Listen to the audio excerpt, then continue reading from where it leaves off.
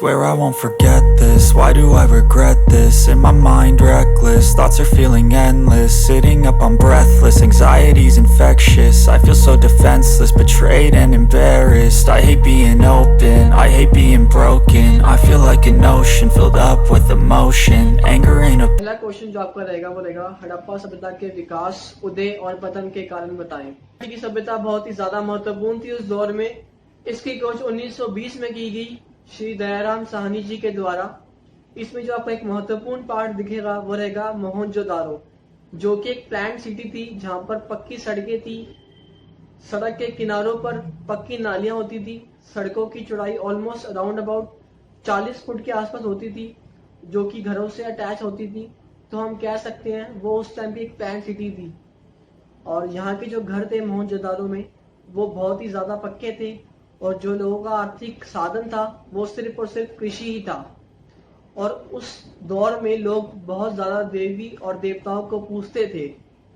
और यहाँ के लोगों का जो खाद्य पान था वो सिर्फ और सिर्फ गेहूं था, चावल था, और फलों में हम कह सकते हैं नारियल पानी वगैरह हो गया आपका। और ये सभ्यता बहुत ही महत्वपूर्ण है। और गाइस, जो भी मैं आपको क्वेश्चन बता रहा हूँ, इन क्वेश्चंस की आप अच्छे से तैयारी कर ले तो डेफिनेटली आप अच्छा स्कोर अचीव कर सकते हैं। गाइस, जो आपका सेकंड क्वेश्चन रहेगा वो रहेगा अशोक के धर्म के स्वरूप तथा विशेषताओं का वर्णन करें। गाइस, ये क्वेश्चन आपका बहुत ज्यादा लॉन्ग रहेगा, बट मैं आपको थोड़ा सा शॉर्ट में बता देता हूँ कि ये क्या क्या था और ये कैसे इंसान थे। गाइस, अशोक एक महान शासक थे।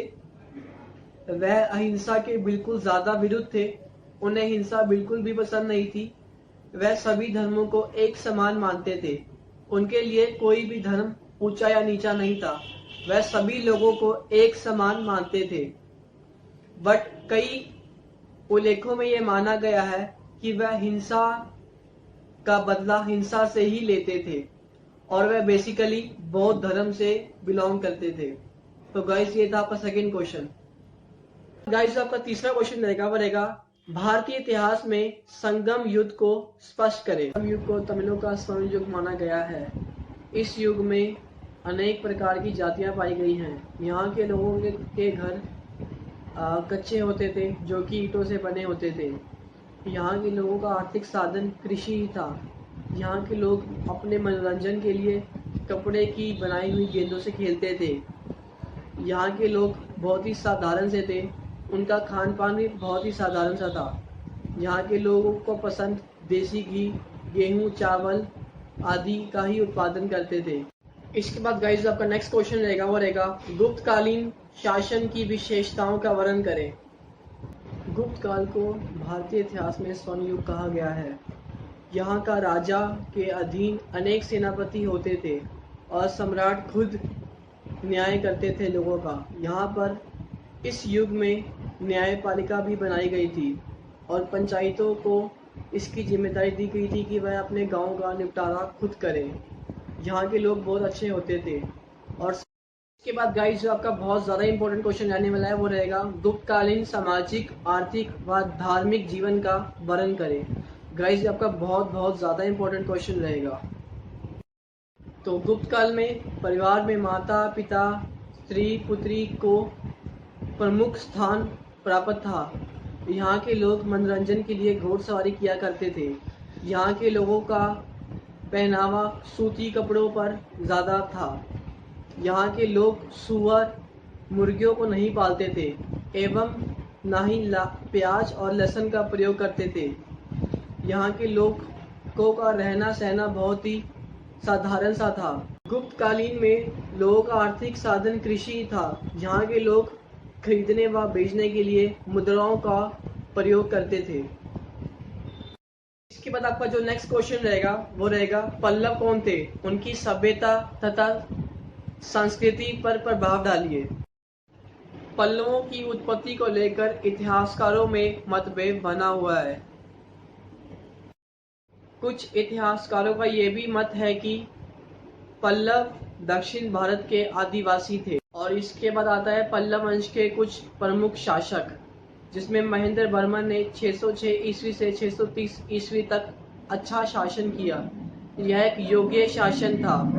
स्टार्टिंग में उन्होंने जैन धर्म को अपनाया, लेकिन बाद में उन्होंने धर्म परिवर्तन कर लिया था।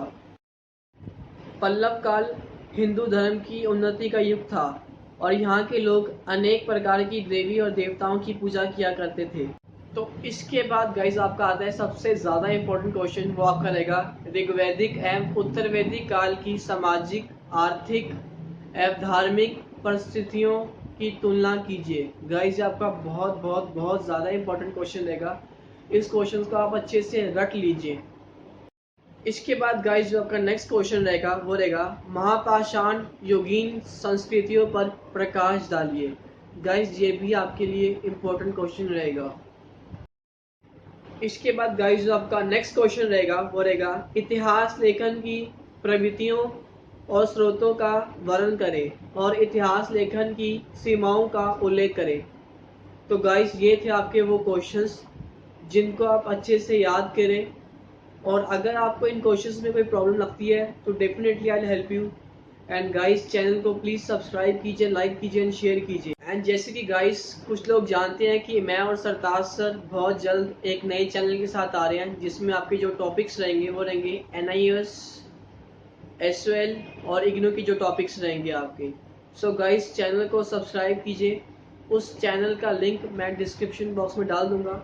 So guys